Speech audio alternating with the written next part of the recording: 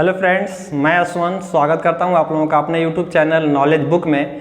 जैसा कि दोस्तों आप लोग जानते हैं कि आज हम लोग पढ़ने वाले हैं कूलॉम्स लॉ के बारे में और समझने वाले हैं कि कूलॉम्स लॉ क्या होता है। उसके बाद समझेंगे कि परमेबिलिटी क्या होती है, उसके बाद समझेंगे कि रिलेटिव परमेबिलिटी क्या होती है।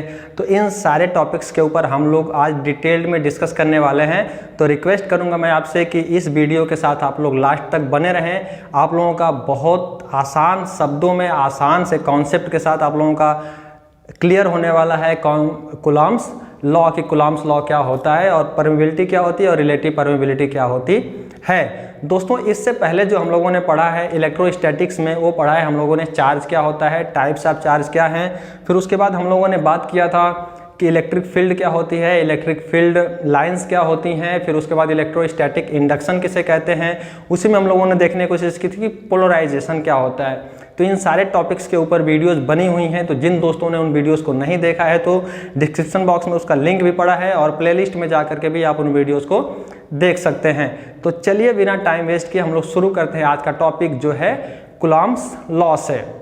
दोस्तों एक रूस के वैज्ञानिक थे, उनका नाम था चार्ल्स दे कूलॉम।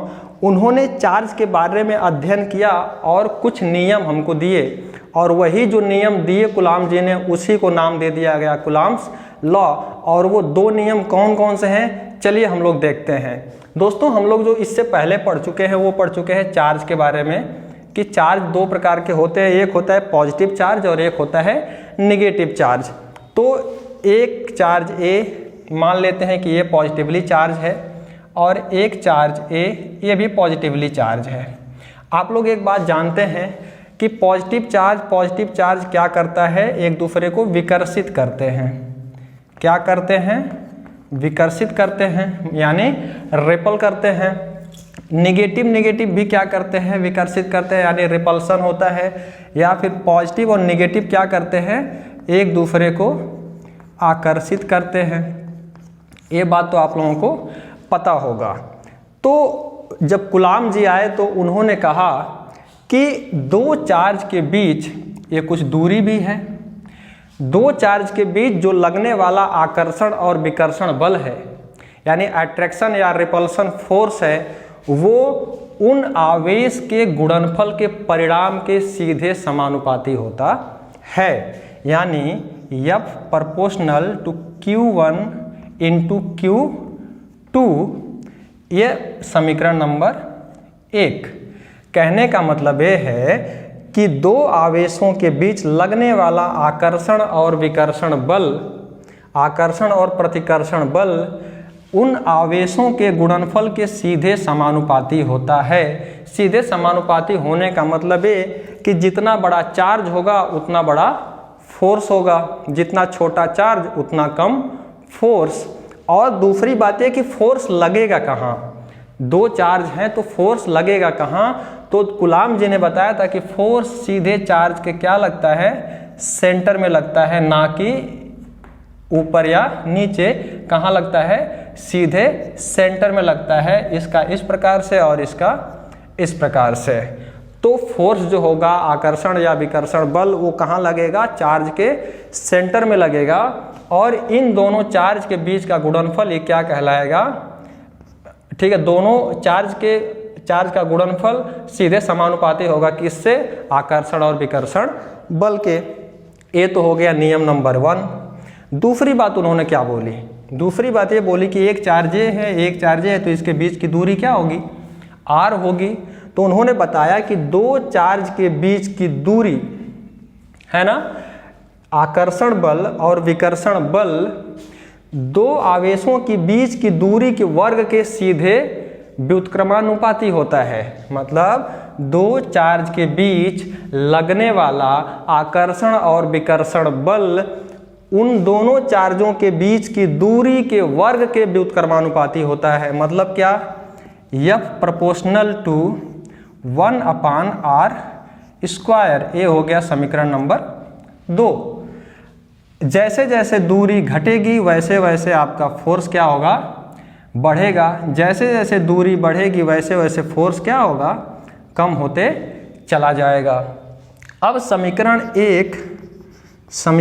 1 व समीकरण 2 को दो को मिलाने पर, क्या करने पर, मिलाने पर क्या मिलेगा हमको, F बराबर Q, F proportional Q1 Q2 upon R square. अब यहाँ से प्रोपोर्शनल का चिन्ह जब हटाएंगे तो हम लोग एक कांस्टेंट का यूज करेंगे, तो F बराबर हो जाएगा K Q1 Q2 upon R square. K क्या है आपका, ये डाइलेक्ट्रिक क्या है, कांस्टेंट है। इस डाइलेक्ट्रिक कांस्टेंट का मान क्या होता है, K बराबर होता है 9 गुणे 10 के पावर 9 न्यूटन मीटर स्क्वायर प्रति कूलाम का स्क्वायर। इस कांस्टेंट यानी डाइलेक्ट्रिक कांस्टेंट की जो यूनिट होती है वो होती है newton metre square upon coulomb का स्क्वायर। अब देखिए, अब ये जो K है, K बराबर होता है 1/4 पाई एप्सिलॉन, ठीक है। ए एप्सिलॉन जो है यही आपकी क्या कहलाती है, परमीबिलिटी। एप्सिलॉन क्या होती है, परमीबिलिटी, ठीक है, परमेबिलिटी। अब बात कर लेते हैं परमेबिलिटी क्या होती है। और ये जो परमेबिलिटी है, जो एप्सिलॉन का मान है, ये हर मीडियम के लिए अलग अलग होगी। तो वैक्यूम के लिए क्या होगी, यानी निर्वात के लिए या फिर एयर के लिए क्या होगी, 8.854 into 10⁻⁻12 coulomb square upon newton metre square, यह इसकी SI यूनिट होती है, ठीक है। एप्सिलॉन जो होता है वो होती है परमेबिलिटी, और परमेबिलिटी का जो सिंबल होता है वो होता है एप्सिलॉन।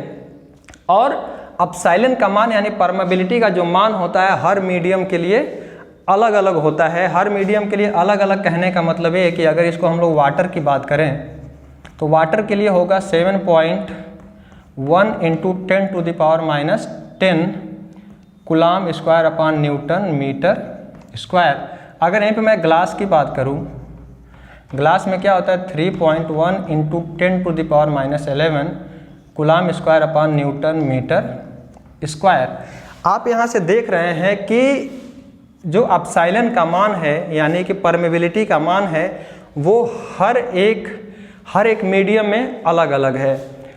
निर्वात में कुछ और है, वाटर में कुछ और है, ग्लास में कुछ और है। अब बात कर लेते हैं कि परमेबिलिटी होती क्या है। परमेबिलिटी, ठीक है, परमेबिलिटी क्या होती है दोस्तों। परमेबिलिटी होती है आपकी परावैद्युतशीलता। परावैद्युतशीलता इसकी हिंदी होती है। अब परमेबिलिटी का मतलब होता है परमिट, ठीक है, ठीक है। परमेबिलिटी से ही आपको समझ में आ रहा है कि इसका मतलब होता है परमिट यानी कि अलाउ करना। लेकिन ये अलाउ किसको करेगी, यह बात मैटर करती है। अगर हम देख पा रहे हैं कि अगर एक Q1 चार्ज है और एक Q2 चार्ज है और इसके बीच ये क्या लग रहा है, आकर्षण या विकर्षण फोर्स लग रहा है। अगर यह इस चीज़ को अगर सपोर्ट करे तब तो अच्छी बात है। अगर इस चीज़ को, अगर फोर्स को ट्रैवल करवाने में फोर्स को अलाउ करे अगर, तब तो अच्छी बात है। लेकिन यह फोर्स को अलाउ नहीं करती, फोर्स को परमिट नहीं करती। ये क्या करती है, it's permit it's on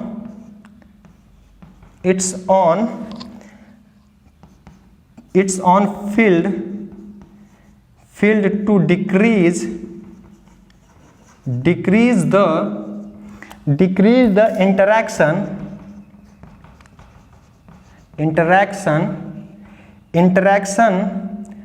field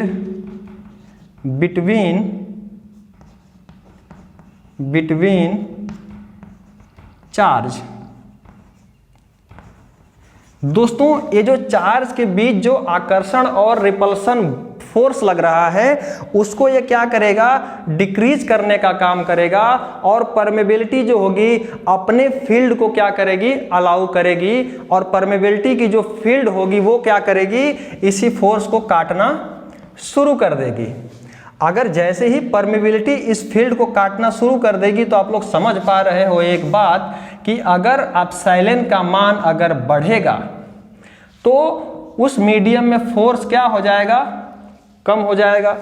अगर किसी मीडियम में एप्सिलॉन का मान अगर कम हो रहा है तो फोर्स क्या होगा, ज़्यादा होगा।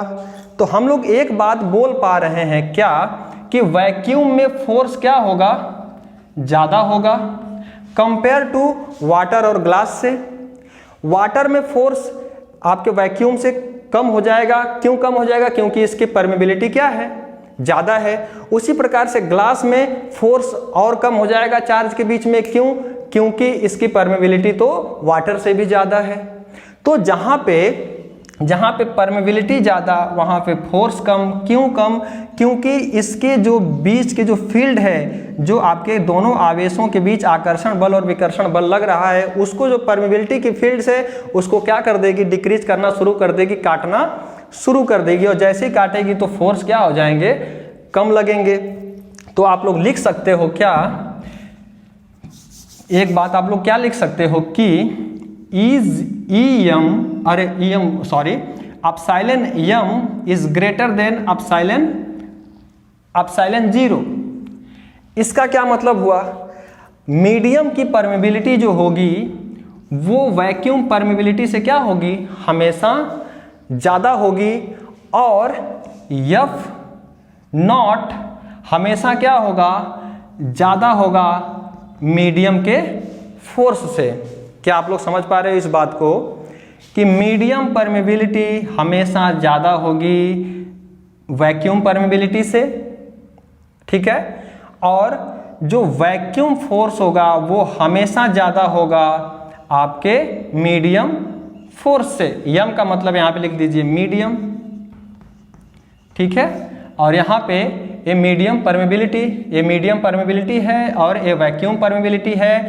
ये आपका वैक्यूम फोर्स है और ये आपका मीडियम फोर्स है।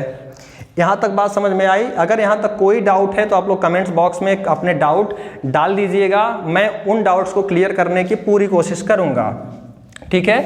अभी आपको परमेबिलिटी का मतलब समझ में आ गया होगा कि परमेबिलिटी क्या करती है, दो चार्जों के बीच के फोर्स को क्या करती है, कम करने का काम करती है और अपनी फील्ड्स को क्रिएट करने का काम करती है। अपनी फील्ड को क्या करती है, परमिट देने का काम करती है, वो कहलाती है परमेबिलिटी। और परमेबिलिटी को किससे दिखाते हैं, एप्सिलॉन जीरो से। एप्सिलॉन जीरो क्या है, ये वैक्यूम परमेबिलिटी होती है।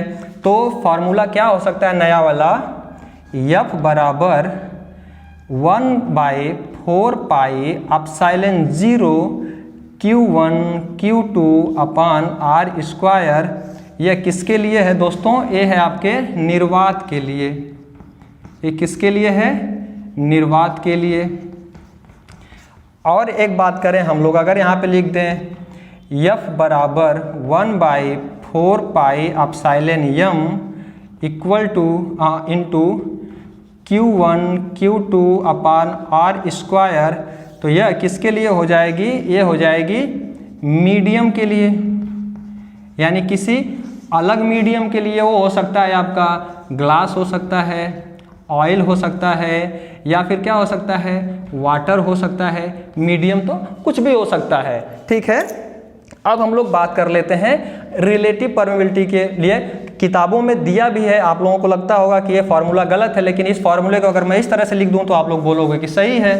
कैसे, F बराबर अगर मैं लिख दूं 1/4 pi epsilon zero epsilon R into Q1 Q2 upon R square. अगर मैं इस तरह से लिख दूं तो आप लोग बोलोगे सही है, क्योंकि इसमें मैंने यहाँ पे रिलेटिव परमेबिलिटी को भी ऐड कर दिया है। लेकिन मैंने रिलेटिव परमेबिलिटी को क्यों नहीं दिखाया था, क्योंकि अब मैं डिस्कस करने वाला हूँ जो वो है रिलेटिव परमेबिलिटी के बारे में। हम लोग रिलेटिव परमेबिलिटी को भी यहाँ पे फाइंड आउट करने की कोशिश कर रहे हैं, तो अभी इसको हम लोग हाइड रखते हैं। तो अब हम लोग बात कर लेते हैं रिलेटिव परमेबिलिटी क्या होती है, ठीक है। रिलेटिव परमेबिलिटी, रिलेटिव परमेबिलिटी दोस्तों, हमने देखा, क्या देखा कि निर्वात की परमेबिलिटी, जो निर्वात की परमेबिलिटी है वो कुछ अलग है, वाटर की परमेबिलिटी कुछ अलग है, ग्लास की परमेबिलिटी कुछ अलग है। अब निर्वात की परमेबिलिटी क्या होती है, एक फॉर्मूला आप लोग लिख लीजिए कि epsilon m upon epsilon 0 equal to epsilon r. यहाँ पे कभी कभी पूछा जाता है कि वाटर की परमेबिलिटी कितनी गुना है आपकी परमेबिलिटी से। आपकी जो वैक्यूम की परमेबिलिटी है उससे वाटर की परमेबिलिटी कितनी गुना है, तो उसके लिए इस फॉर्मूले का हम लोग यूज करते हैं कि ए आपकी मीडियम परमेबिलिटी है, ए आपकी वैक्यूम परमेबिलिटी है, और इन दोनों का अनुपात ही क्या कहलाता है, रिलेटिव परमेबिलिटी अपसाइलन आर। अब पूछा जाएगा कि आपकी परमेबिलिटी से, आपकी वैक्यूम परमेबिलिटी से मीडियम परमेबिलिटी कितनी गुना है, तो आप लोग इस फॉर्मूले का यूज करके आप लोग किसी भी मीडियम की परमेबिलिटी क्या कर सकते हो, निकाल सकते हो। यहाँ से हम लोग क्या कर सकते हैं कि अपसाइलन यम इक्वल टू हो जाएगा अपसाइलन आर अपसाइलन 0। अगर हमको अपसाइलन आर का यानी रिलेटिव परमेबिलिटी का मान दिया है, अगर किसी भी क्वेश्चन में हमको रिलेटिव परमेबिलिटी का मान दिया है, तो हम लोग आसानी के साथ उस मीडियम परमेबिलिटी को निकाल सकते हैं। देखिए कैसे निकालेंगे। अगर मुझसे पूछा है कि वाटर की जो रिलेटिव परमेबिलिटी है वो है 81, तो क्या कीजिए, तो मीडियम परमेबिलिटी निकालिए। तो मीडियम परमेबिलिटी क्या करिए, निकालिए। तो हम लोग क्या करेंगे, यहाँ से मीडियम परमेबिलिटी बराबर क्या हो जाएगा, relative permeability into vacuum permeability. आप लोग जानते हो वैक्यूम परमेबिलिटी हमेशा फिक्स है, वैक्यूम परमेबिलिटी हमेशा फिक्स है। इसका मान कितना है, 8.854 इंटू 10 टू द पावर -12। आप लोग जानते हो तो लिख दीजिए यहाँ पे, ठीक है। मीडियम परमेबिलिटी बराबर 81 into 8 into 85 into 10 to the power -12 coulomb square upon newton metre square. आपको मीडियम परमेबिलिटी यहाँ पे मिल जाएगी काफ़ी आसानी के साथ। अगर मैं यहाँ पे बोलूँ कि आप लोग मुझे क्या निकालिए, अगर ग्लास की जो रिलेटिव परमेबिलिटी है वो दिया हुआ है 7, तो फाइंड आउट कीजिए इसकी मीडियम परमेबिलिटी क्या होगी। तो कैसे निकाल सकते हैं, मीडियम परमेबिलिटी बराबर relative permeability into vacuum permeability. यहाँ से क्या हो जाएगा, 7 into 8 into 854 into 10 to the power -12। यहाँ से हम लोग मीडियम परमेबिलिटी निकाल सकते हैं। मुझे उम्मीद है कि ये कॉन्सेप्ट आपको समझ में आया होगा। अब एक कॉन्सेप्ट और है, एक तरीका और है जिससे हम लोग मीडियम परमेबिलिटी को निकाल सकते हैं, या फिर उससे फोर्स को देख सकते हैं कि चार्ज के बीच में लगने वाला फोर्स ज़्यादा है कि कम है। मैं इसको मिटा देता हूं और यहीं पे वो कॉन्सेप्ट आपको सिखा देता हूं। एक फॉर्मूला होता है क्या, एम यानी मीडियम का फोर्स अपान नॉट फोर्स यानी वैक्यूम का फोर्स इक्वल टू होता है रिलेटिव परमेबिलिटी। अब आप लोग बोलेंगे कि यह फॉर्मूला आया कहाँ से, तो इस फॉर्मूले के ऊपर हम लोग बात कर लेते हैं। देखिए, अगर मैं लिखूं कि वैक्यूम का जो फॉर्मूला होता है, वैक्यूम परमेबिलिटी या फिर वैक्यूम का फोर्स का जो फार्मूला होता है, या फिर जो आकर्षण बल और प्रतिकर्षण बल का जो फार्मूला होता है, कूलॉम का नियम, वो क्या कहता है, 1/4 pi epsilon 0 into Q1 Q2 upon R square. इसको मान लीजिए समीकरण नंबर 1। अब किसी मीडियम का फोर्स हमको निकालना है, तो क्या करेंगे, Fm equal to 1/4 pi epsilon m into Q1 Q2 upon R square. अब इन दोनों को क्या कर दीजिए, एक दूसरे से डिवाइड कर दीजिए। इनको जब एक दूसरे से आप डिवाइड करेंगे तो आपको क्या मिलेगा, तो क्या होगा, जब एक दूसरे से डिवाइड होंगे तो ये तो इससे कट जाएगा, यह इससे कटेगा और यह इससे कट जाएगा। आपका क्या मिलेगा, F0 upon Fm equal to क्या मिलेगा, ये जाएगा ऊपर एप्सिलॉन m अपान एप्सिलॉन 0। और आप लोग जानते हो कि epsilon m upon epsilon not होता है रिलेटिव परमेबिलिटी। तो हम लोग लिख सकते हैं यहाँ पे F0 upon Fm equal to epsilon r। अब यहाँ से क्या होगा, एप्सिलॉन r, अब यहाँ से क्या होगा, एक और मिल सकता है हमको, एफ एम बराबर लिख सकते हैं हम लोग F not upon epsilon r. ये आपका एक्चुअल फार्मूला हो जाएगा। इससे क्या कर देंगे, अब देखिए यहाँ पे अगर आपकी परमेबिलिटी जो रिलेटिव परमेबिलिटी बढ़ेगी तो आपका फोर्स क्या होगा, कम होगा, और रिलेटिव परमेबिलिटी अगर घटेगी तो फोर्स क्या होगा, बढ़ेगा। तो इस फॉर्मूले के माध्यम से भी आप लोग है ना मीडियम का फोर्स या मीडियम की परमेबिलिटी आप लोग निकाल सकते हो। आप लोग ये काउंट कर सकते हो कि अगर किसी मीडियम की परमेबिलिटी अगर 2 गुना बढ़ रही है तो फोर्स कितना गुना कम हो जाएगा। ठीक है, तो फोर्स 2 गुना क्या हो जाएगा, कम हो जाएगा। अगर परमेबिलिटी 4 गुना बढ़ रही है तो फोर्स कितना गुना कम होगा, तो फोर्स क्या होगा, 4 गुना कम हो जाएगा। उसी प्रकार से मैं यहाँ पे बोल दूँ, अगर ये जो फॉर्मूला था आपका है ना कि ये फॉर्मूला था आपका एफ बराबर 1/4 pi epsilon 0 epsilon r Q1 Q2 upon r square. अगर मैं इस फॉर्मूले से मैं पूछ दूं कि अगर दूरी अगर 2 गुना बढ़ जा रही है तो फोर्स कितना कम हो जाएगा।